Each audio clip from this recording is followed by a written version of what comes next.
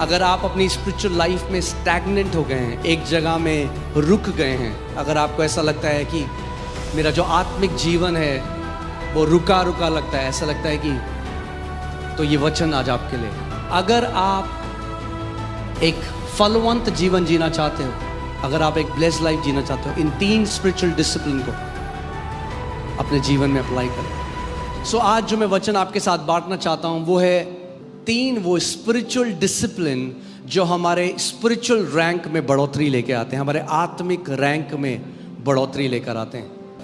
Bible Dawood के लिए कहती है कि पहला उसका अभिषेक उसके घराने के बीच में हुआ। सो जब परमेश्वर आपके जीवन में कार्य करेगा, पहले आपका घराना आपको ब्लेस्ड होते हुए देखेगा, मगर फिर बाइबल कहती है कि उसका अभिषेक पूरे यहूदा के सामने हुआ, और आखिरी में बाइबल कहती है पूरे इज़राइल के सामने उसका अभिषेक हुआ।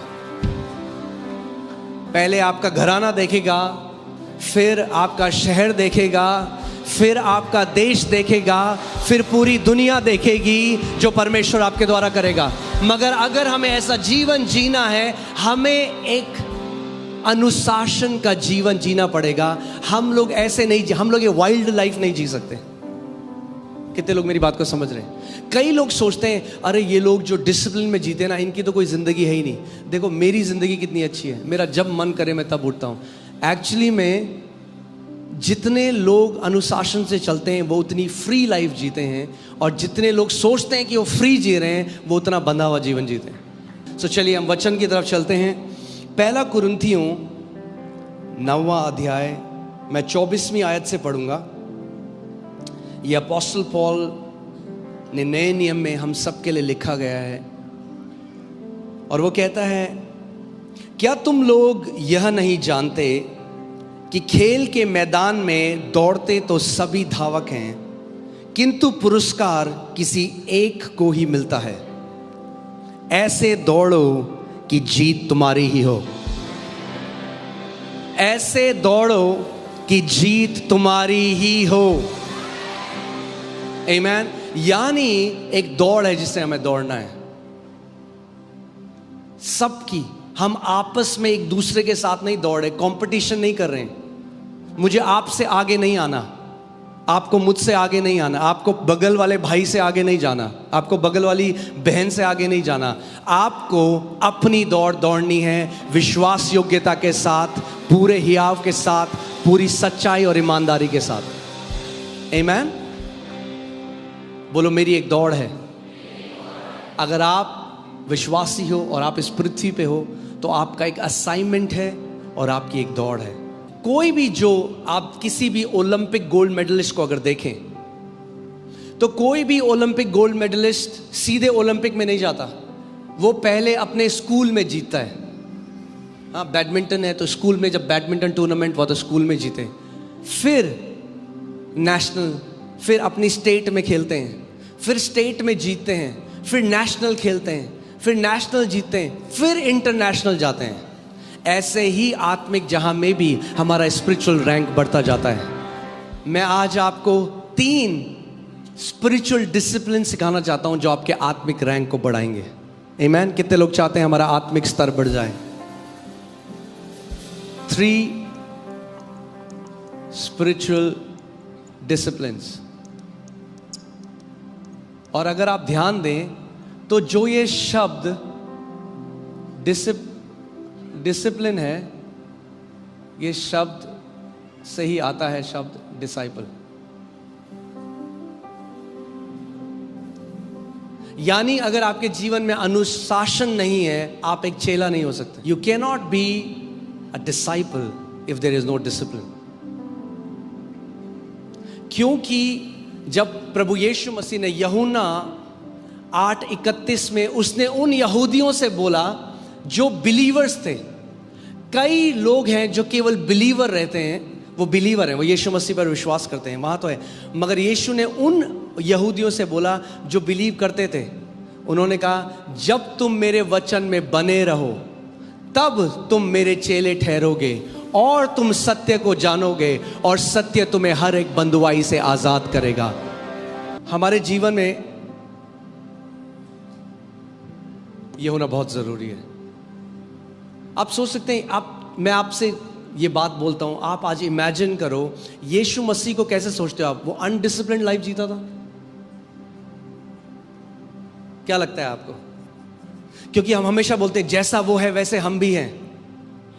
हाँ, तो अगर हम भी वैसे हैं जैसा वो है, जैसा हमारा बाप है वैसे हम भी हैं। आमीन। जैसा अपोस्टल पॉल कहता है मेरे को फॉलो करो क्योंकि मैं यीशु को फॉलो करता हूं, और वो हमें कहता है मैं अपने शरीर को कड़ी। कितने सारे मसीह लोग हैं जो गलत जगह चले गए, गलत रिलेशनशिप में चले गए, गलत संगति में चले गए, क्योंकि इनके जीवन में कोई अनुशासन नहीं था। We don't like discipline. मजा नहीं आता जब डिसिप्लिन की कोई बात करे, मगर फ्रूट डिसिप्लिन ही लेकर आता है। आप देखिए इब्रानी 12:11 में देखते हैं क्या लिखा है। इब्रानी 12:11, किसी भी प्रकार का अनुशासन उस समय तो आनंद कर नहीं परंतु दुख कर ही प्रतीत होता है। हाँ, उस टाइम कैसा लगता है अनुशासन? अरे यार ये क्या है? किंतु जो इसके द्वारा शिक्षा प्राप्त करते हैं बाद में उनमें इससे धार्मिकता की शांति भरा प्रतिफल इकट्ठा किया जाता है। यानी अगर आप एक डिसिप्लिन लाइफ जियोगे, अगर पर्दे के पीछे एक बलिदान का जीवन जियोगे, तो पूरी दुनिया देखेगी। मैंने आपको क्या बोला? कितने सारे मसीह जो आज है ना, वो शॉर्टकट चाहते हैं। क्या चाहते हैं? शॉर्टकट। और परमेश्वर के राज्य में है ही नहीं कोई शॉर्टकट। गलातियों 6:9, हम भले काम करने में साहस न छोड़ें, क्योंकि यदि हम ढीले ना हों तो ठीक समय पर कटनी काटेंगे। प्रॉब्लम क्या है कि बहुत सारे लोग डिसिप्लिन से नहीं, बहुत सारे लोग मोटिवेशन से जीते हैं, यानी प्रेरणा से। प्रेरणा, हालेलुया। हाँ, बहुत सारे लोग क्या करते हैं? प्रेरणा से जीते हैं। सो कलीसिया गए, प्रार्थना के बारे में सिखाया गया, मोटिवेट हो गए प्रार्थना करने के लिए। प्रार्थना करेंगे 3 दिन, फिर देने के बारे में सिखाया गया, सबसे बड़ी ऑफरिंग उस दिन देंगे, फिर अगर मोटिवेशन, अगर आप केवल प्रेरणा के द्वारा जीवन जियोगे तो आपका जीवन ऐसा होगा, ऐसे। मगर अगर कंसिस्टेंट जीना है, लगातार जीना है, तो आपको डिसिप्लिन में जीना पड़ेगा। हमारे ऊपर एक्सेलेंस का आत्मा है। हाँ, क्यों ऐसा है कि अगर मसीह लोग हैं तो हम सोचते हैं हम स्लॉपी काम करेंगे और प्रार्थना करेंगे और प्रभु बोलेंगे प्रभु आशीष दे। मेरे बच्चे ने पूरे साल पढ़ा नहीं, परमेश्वर हाथ लगवा के आ जा, तेरे 90% आ जाए। हम प्रार्थना को जादू की तरह सोचते हैं, रेदर देन प्रार्थना में आपको अनुग्रह मांगना है कि परमेश्वर मुझे अनुग्रह दे ताकि मैं एक अनुशासन का जीवन जी सकूं। पौलुस कहता है, पौलुस प्रेरित जिसने अनुग्रह का सुसमाचार दिया, वो कहता है मैंने सारे प्रेरितों से बढ़कर मेहनत करी है। वो कहता है फिर भी ये मेहनत मैंने नहीं करी, उस अनुग्रह ने मुझसे कराई जो मेरे ऊपर हुआ है। वो अनुग्रह आपसे मेहनत कराएगा, वो अनुग्रह आपसे बलिदान का जीवन जीने पे विवश करेगा, वो अनुग्रह आपके को मदद करेगा कि आप एक अनुशासन का जीवन जी सको, जो आप नहीं कर सकते। अगर आप प्रार्थना में अनुग्रह मांगोगे, अनुग्रह आपके द्वारा करेगा। आमीन। दैट्स व्हाई हमारे लिए ग्रेस है, परमेश्वर ने दे रखा। जो आप नहीं कर सकते, वो मसीह जो आपके अंदर है वो आपसे करवा सकता है, मगर करना आपको ही पड़ेगा। मैं आपको एक सिंपल सी परिभाषा बता रहा हूं डिसिप्लिन की, कि आत्मनियंत्रण या डिसिप्लिन क्या है? अपने विचारों में, अपनी भावनाओं पे और अपने कार्यों में नियंत्रण रखना। यानी आप कॉन्शियस हो, आप कॉन्शियस हो कि आप कैसा जीवन जी रहे हो। आमीन। आप अपना जीवन को एक उद्देश्य और लक्ष्य के द्वारा जीते हो। अ डिसिप्लिन लाइफ, जब आप एक डिसिप्लिन लाइफ जीते हो तो आप कैसे जीते हो? एक गोल की तरफ आप बढ़ते हो, एक लक्ष्य की तरफ बढ़ते हो। कई लोग किसके लिए जीते हैं? अभी के मजे के लिए। किसके लिए जीते? अभी के मजे के लिए। और इसीलिए आप देखेंगे कुछ टाइम बाद वो स्लेव बन जाते हैं अपनी ही बॉडी के, स्लेव बन जाते हैं अपनी आदतों के। आप जानते हैं जो बाइबल में कहा गया है कि एक आत्मा का एक फल है सेल्फ कंट्रोल, वो वर्ड वहां पे है डिसिप्लिन। पवित्र आत्मा डिसिप्लिन देने वाला आत्मा है, हमें अनुशासन देने वाला आत्मा है। अगर हम उससे प्रार्थना करें तो वह आपको अनुशासन दे सकता है। कई लोग कहते हैं हमें जब मन करेगा हम तब प्रार्थना करेंगे। वो ठीक है, अच्छा है, मगर सोचो आप एक बिजनेसमैन हो और आपका एम्प्लॉय करे मेरा जब मन करेगा तब मैं ऑफिस आऊंगा। अलाउ करोगे ऐसे बिजनेस एम्प्लॉय को? नो। मत्ती 26:40-41 देखो क्या लिखा है। फिर उसने चेलों के पास आकर उन्हें सोते पाया और पतरस से कहा, क्या तुम मेरे साथ एक घड़ी भी ना जाग सके? इसका मतलब बाइबल हमें बताती है कि अगर आप चेले हो, the minimum Jesus expects from us is 1 hour. आपकी बाइबल में वो कह रहा है क्या तुम मेरे साथ 1 घंटा भी नहीं प्रार्थना कर सकते? यानी अगर आप चेले हो तो 1 घंटे। जब आप एक डिसिप्लिन रखोगे, आप अपने दिन उठोगे, आप कहोगे ओके 1 घंटा मुझे प्रार्थना में देना है। आप पवित्र आत्मा से अनुग्रह मांगोगे, आपको पता भी नहीं चलेगा कैसे वो आत्मा आपके द्वारा आहें भर भर के प्रार्थना करेगा। आप हमेशा याद रखना, आपका शरीर आपके डिजायर की तरफ मूव करता है। हाँ, जो लोग सिगरेट पीते हैं, वो दुकान बंद है पनवाड़ी की तो 30 किलोमीटर दूर चले जाएंगे, और वही लोग संडे को बोले अरे चर्च बहुत दूर है। जब आप डिजायर, जब आप पढ़ोगे इस बात को, आप बोलोगे प्रभु मैं चेला हूं, मैं एक डिसिप्लिन रखना चाहता हूं परमेश्वर, मैं एक लक्ष्य रखता हूं अपने आगे परमेश्वर, मैं मिनिमम 1 घंटे प्रार्थना करना चाहता हूं। 1 घंटे, क्योंकि आपने पतरस से कहा क्या तुम 1 घंटे भी नहीं जाग सके मेरे साथ? प्रभु मैं आपसे अनुग्रह मांग रहा हूं, आप मुझे अनुग्रह दोगे। ध्यान से सुनिए, मैं हमेशा ये कहता हूं we don't do things because of discipline, because of delight, right? मगर डिलाइट में नहीं जाओगे आप सीधे। जो सबसे बढ़िया स्विमर बना वो ये नहीं है पहले दिन कूदा ओलंपिक की तरह स्विमिंग करने लग गया, पहले उसे सीखना पड़ा, मेहनत लगी।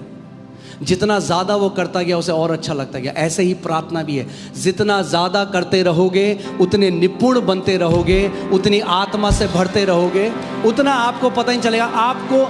आप मिनिमम से शुरू करो, मिनिमम 1 घंटे, मैक्सिमम प्रभु के पास जाने दो।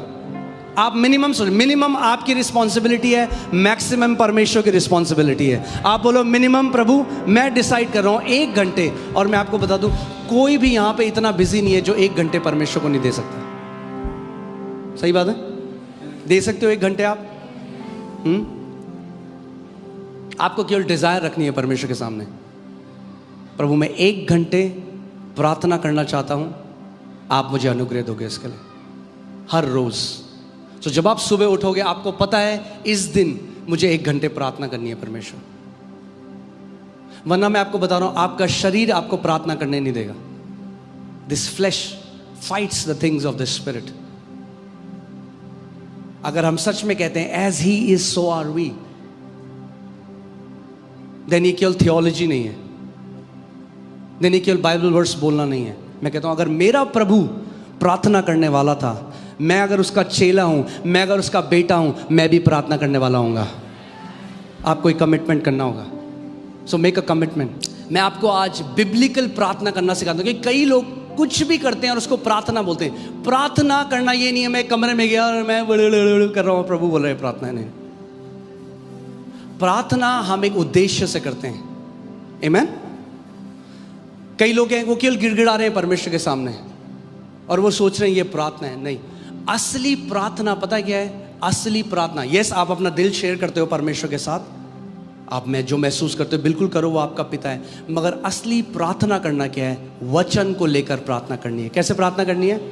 अपने पड़ोसी को बोलो, वचन को लेकर प्रार्थना करनी है। यानी जब भी आप प्रार्थना करने जा रहे हो, आप खाली दिमाग के साथ नहीं, आप एक वचन के साथ जा रहे हो परमेश्वर के पास। प्रार्थना आत्मिक है and it deals with the spiritual things that are coming against you. ठीक है? दुष्ट आत्माएं, जो भी चीज़ है वो प्रार्थना जब आप करते, जब एक प्रार्थना का जीवन जीते हो तो you are dealing with things spiritually. आप आत्मिक जहां में चीज़ों को, क्योंकि समझिए 3 चीज़ें हैं। आप शैतान जो दुष्ट आत्मा है हमारे चारों, आपका शरीर, और तीसरा है पैसों का प्रेम। अगर इन तीनों चीज़ों से आप अपने आप को पवित्र रखते हो, आप अंत तक खरे उतरोगे, आपकी गवाही अच्छी होगी।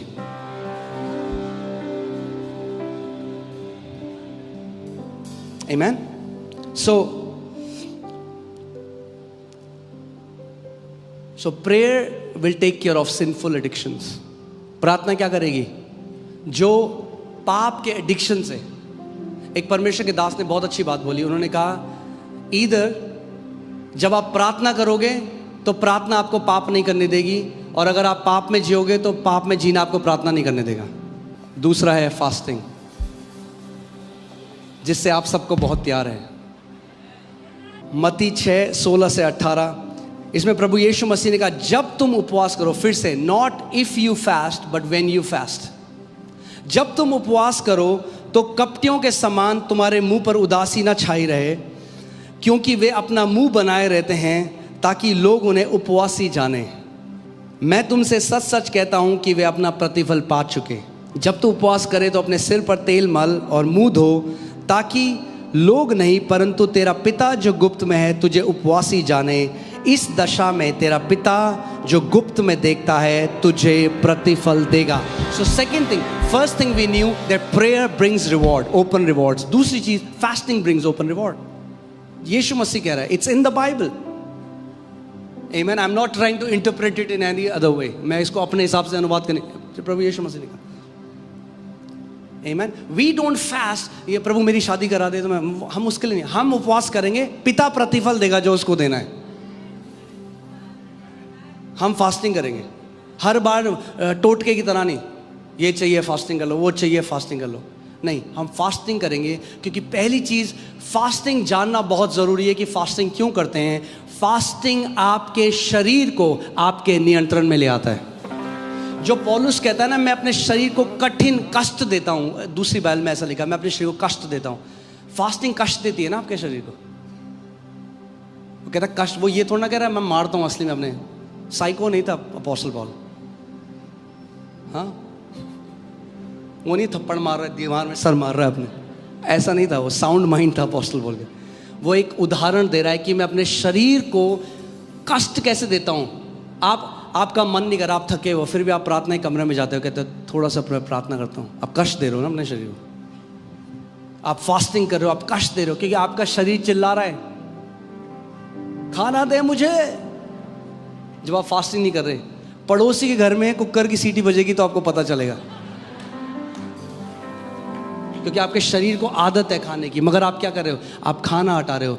एक चीज फास्टिंग से आप ये प्रूव कर रहे हो, एक और चीज़, कि प्रभु मैं केवल रोटी से जीवित नहीं रहता, मगर हर एक उस वचन से जो तेरे मुख से निकलता है। सो फास्टिंग का सबसे बड़ा उद्देश्य पता क्या है? कि परमेश्वर मैं तेरी आवाज़ को सुनना चाहता हूँ। फास्टिंग ब्रिंग्स क्लैरिटी, आपको सेंसिटिव बनाता है फास्टिंग परमेश्वर की आवाज़ को सुनने के लिए।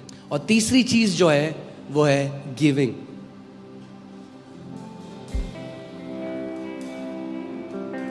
और ये तीनों चीजें जो मैं आपको बता रहा हूं, ये हम एक रीति रिवाज की तरह नहीं, ये हम एक स्पिरिचुअल डिसिप्लिन की तरह करेंगे।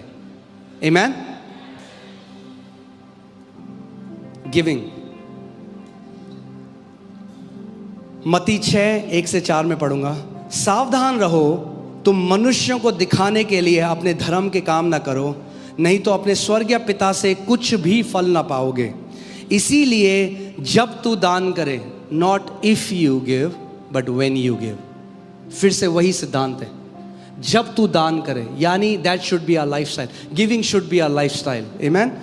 जब तू दान करे तो अपने आगे तुरही ना बजवा, जैसे कपटी सभाओं और गलियों में करते हैं, ताकि लोग उनकी बड़ाई करें।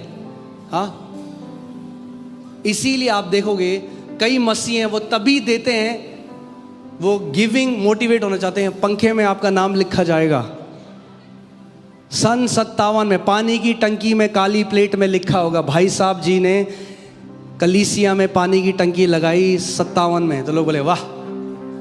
नहीं, प्रभु का वचन कह रहा है जब तुम दो तो तुम्हारा देना इसलिए नहीं है कि तुम नगाड़ा बजाओ उसके आगे।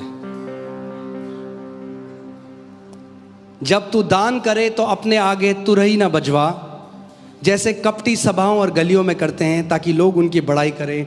मैं तुमसे सच सच कहता हूं कि वे अपना प्रतिफल पा चुके। परंतु जब तू दान करे तो जो तेरा दाहिना हाथ करता है उसे तेरा बाइना हाथ ना जानने पाए, ताकि तेरा दान गुप्त रहे, और तब तेरा पिता जो गुप्त में देखता है तुझे प्रतिफल देगा। इंग्लिश में लेते रिवॉर्ड यू ओपनली, यानी खुले में तुझे प्रतिफल देगा। आमीन। 3 चीजें प्रभु यीशु मसीह ने यहां पे हमें बताई, प्रेयर, फास्टिंग और गिविंग। अगर ये 3 चीजें आप एक डिसिप्लिन की तरह करते हैं, आप वन ऑफ द बेस्ट, आप एक्सीलेंट क्रिश्चियन होगे, आप एक एक्सीलेंट मसीह होगे, आपका जीवन फलों से भरा हुआ होगा।